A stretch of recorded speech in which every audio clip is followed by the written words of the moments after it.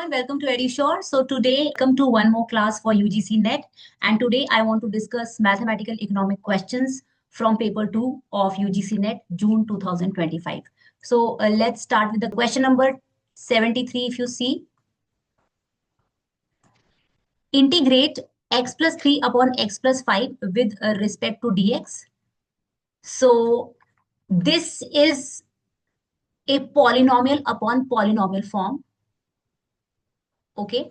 Now, whenever the degree of the numerator, the degree of the polynomial in the numerator is greater than or equal to the degree of the polynomial in the denominator, we have to divide or manipulate.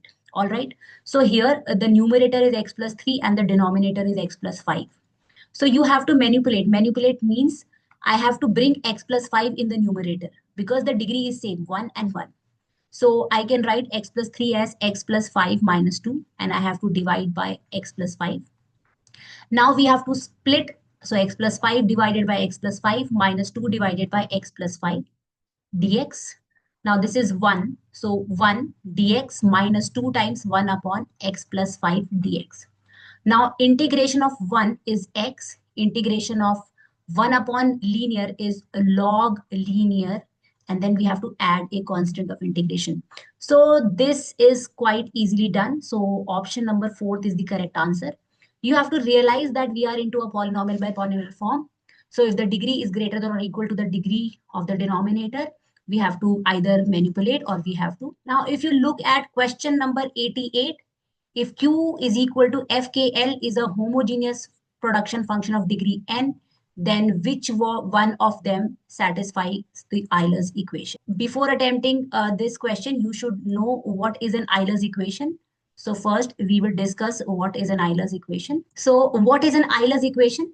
So if fxy is a homogeneous function, it is a homogeneous function of degree n, then x del f by del x plus y del f by del y is n times f. This is what is Euler's equation. Here, the function q has degree 1. It is a homogeneous function of degree 1.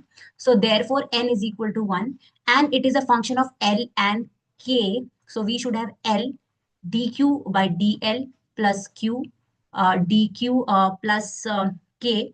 K is another variable. dq by dk is 1 times q. So the option number 2 is the correct option.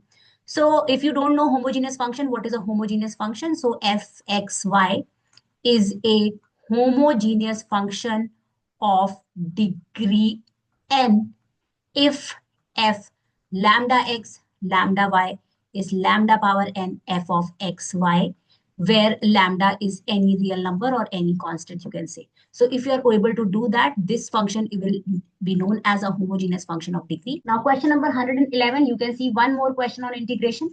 So you have to integrate e power minus 2x with respect to x, and the limits are from 1 to 2. So basically this is a question on definite integration. So if you have an integration of the type a to b fx dx, so you have to find out the antiderivative, or you can say you have to integrate it. Suppose it is capital Fx, and then you have to integrate from a to b. You have to put the upper limit and then minus the lower limit. So integration of e ki power ax in general is e power ax upon a. So integration of e power minus 2x from 1 to 2 should be e ki power minus 2x upon minus 2. And then I have to go from 1 to 2. So we will have to put x is equal to 2 first. And then we will have to subtract the lower limit. So x is equal to 1. So we can take half outside.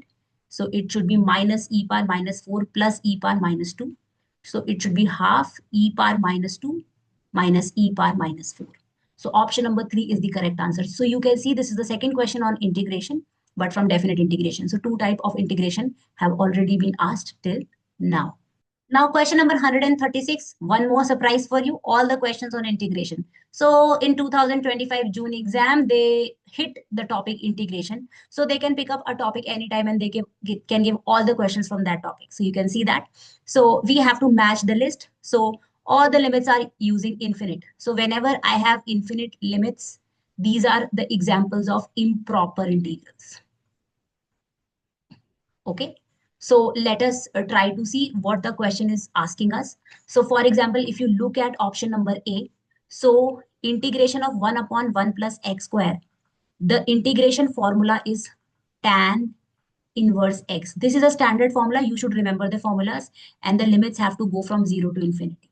So this is a tan inverse infinity minus tan inverse 0. Now this is really surprising this time, because inverse trigonometric functions are generally ignored by the papers. But this time inverse trigonometric function have been asked, so it becomes important. So tan inverse infinity is occurring at the point pi by 2. Why? Because the value of tan at pi by 2 is infinity, and the value of tan at 0 is 0. So I can replace infinity by tan pi by 2 and 0 by tan 0. And now I can nullify tan inverse and tan. So I get pi by 2 minus I can nullify tan inverse by tan. I can get 0. So the answer is pi by 2. So A is mapped to 3. So I have to remove all the options and I have to choose A map to 3. See how beautiful it is. If you know the part A, you will be able to mark the correct answer. For the sake of completeness, let us look at other questions also. So if you look at part B, 1 to infinity 1 upon root x dx. This is x power minus half dx. 1 to infinity. Now this is power rule of integration. So what is power rule of integration? You add 1 and then you divide by the same thing and integration has been completed. Now this is root x, 2 root x, 1 to infinity. Now this does not exist.